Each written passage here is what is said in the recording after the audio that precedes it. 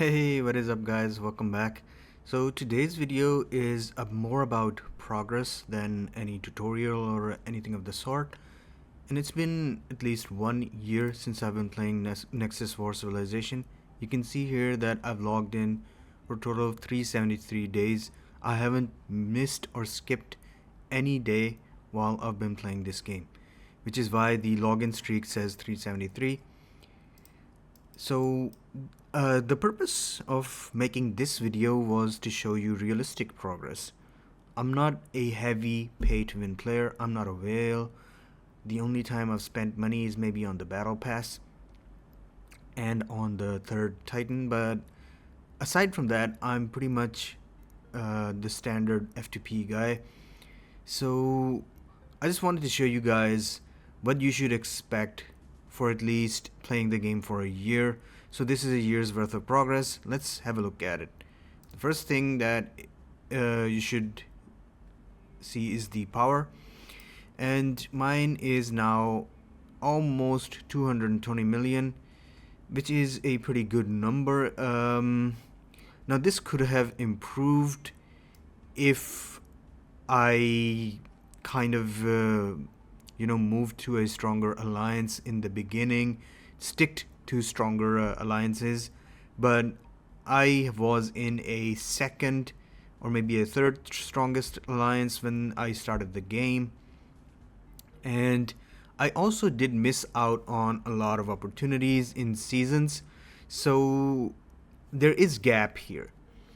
And depending on your play style and how hard of a player you are, it might be that you could expect to be better than this or maybe a bit below this, but this is like a standard, right? It's the average playtime and average effort that you're seeing here. So that's the amount of power that you should be expecting when you've played the game for a year. The second thing I wanted to show you guys are the Titans. So let's look at the Titan dogs. First off, we have the artillery, which is my main, and you guys can see that I'm doing pretty decent on it. It's at least 40 million power right now. I have some units missing. I also have T9 plus unlocked. If I push them in here, then it goes near 50 million. The second one are tanks. They're close to 30. These are infantry ones. I don't train infantry as much. Likely, if you are more towards the FTP side, you're going to have one main march and one sub march. This is a filler. You don't have enough resources to be putting into a third march anyway, but this does the job if you want to run Nephilim rallies and stuff like that.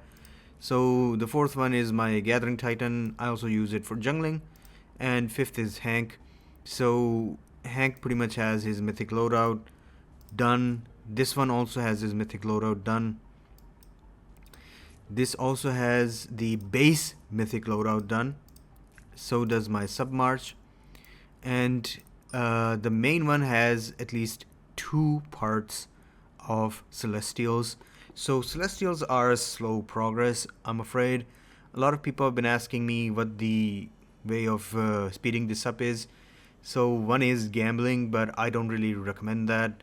You can pretty much lose out on few pumps, which is a hard to come by resource.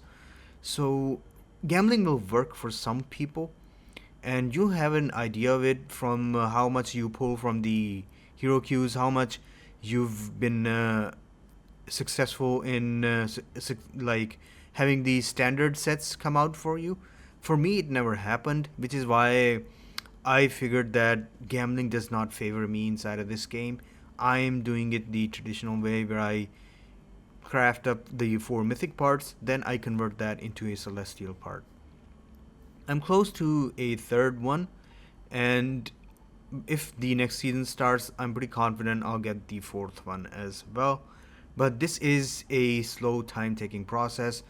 Do not worry if you are having trouble crafting your celestials. This is supposed to take time for people like us that do not spend too much money on the game. So no pressure, alright? That wraps up the Titan part. Now let's have a look at the T frames. Been about a year. This is the T frame I use in my infantry. You can see it's only got 2 million power, and I'm not fully done on the dark energy era on this. This is the main one, Doomsday. I have at least close to 9 million power on this, and the whole tree is done with 73 to Sapiens level. This is Crimson Blaze.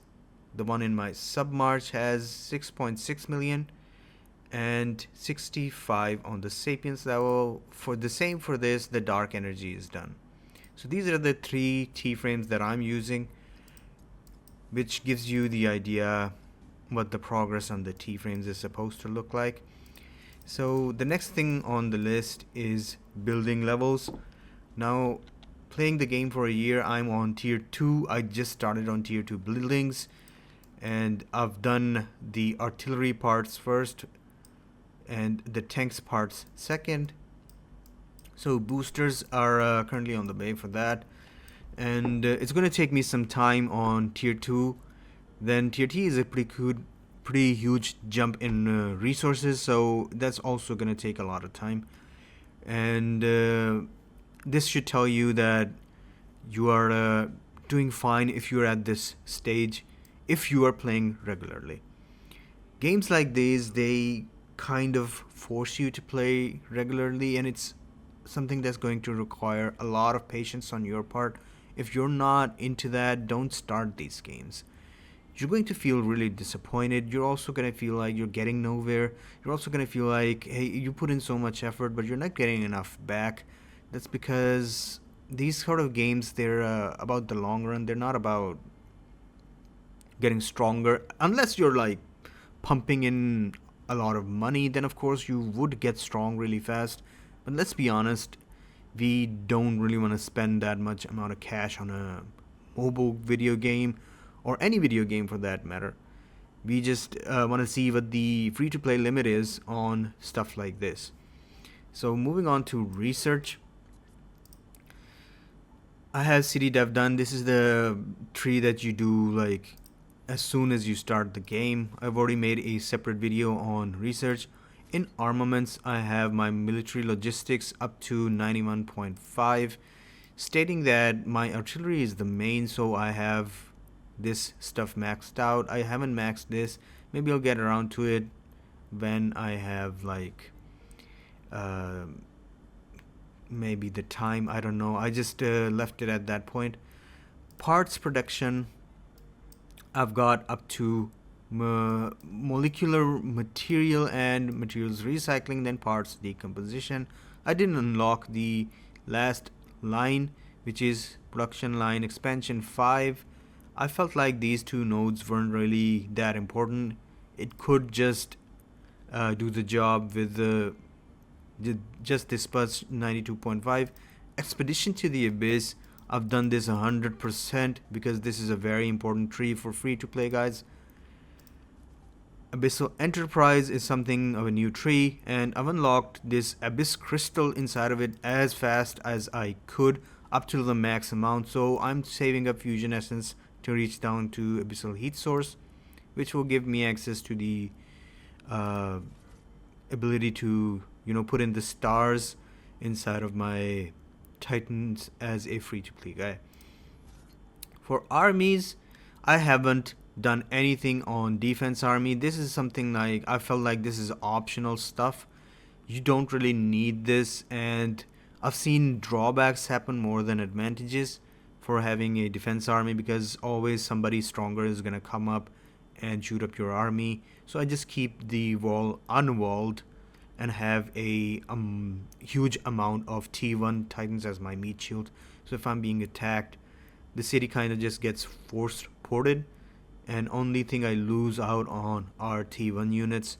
So for all the Titans, I've gone with the first one as artillery. I didn't do this. The second one as tanks, the third one as infantry. That's about how you would go about playing the game. For Battletech, I've done 76.1 in army enhancements. So I've done all of the research on tanks up to killing machine, which unlocked the T9 for this unit. And I've also completed the pre-enhancement for artillery up till this point, which gave me access to T9 plus units. In city attack, I'm setting up on this part over here, and once the next research day arrives, I'm going to pop this. I have to do both 10s on this to unlock the full intra-injection armor, and we're looking at maybe 1.5 months of time before I can cap this out. So that is about it for that research part. In the Meteorite lab, I have 25 on nanointelligence, 25 on all of this, 25 on space disruptor, 25 on gravity generator, and 25 on both my main march and submarch. I am just training the third one right now because I don't have enough ionic cores right now as a free-to-play guy. So that wraps up the research part of this video, and I hope you find this thing helpful. If you are finding this helpful, do subscribe, because the last thing I want to show you is the heroes. Now, realistically speaking, if you are free to play, chances are you're going to be running the S0 heroes for a very long time. I am 1 year in, and the only thing functional for me is this Nameless that I picked up on season 2, and he has 9999 and everything else is capped, which means he's pretty usable at this point. I have Animox in my main. I'm using the helmet function on him with 4 stars over here and 9999 again. So these are the only 2 heroes I've been able to put in through legendary hero mementos. Everything else is from S0, and Jameis is something that's like a free drop character, so he's potentially better than your average S0 heroes, which is why I placed him inside the infantry march. I don't use it as much, but he does help a lot. So that pretty much wraps up all of the progress I've been able to make in 1 year of playing Nexus War Civilizations. Hope this video is helpful to you guys. It's just to show you that you're not in a rush situation. Even if you play any other game of this sort, it's going to take you time. Now, from this calculation, I can pretty much say that it takes about 2 years of constantly playing this or any of these sort of games to be a recognizable force. And you should be smart about how you play games like this. Stick to the top players inside of the game, be active, be in the strongest alliance, and you will do just fine as free to play. So hope you have a fantastic day. I'll see you around.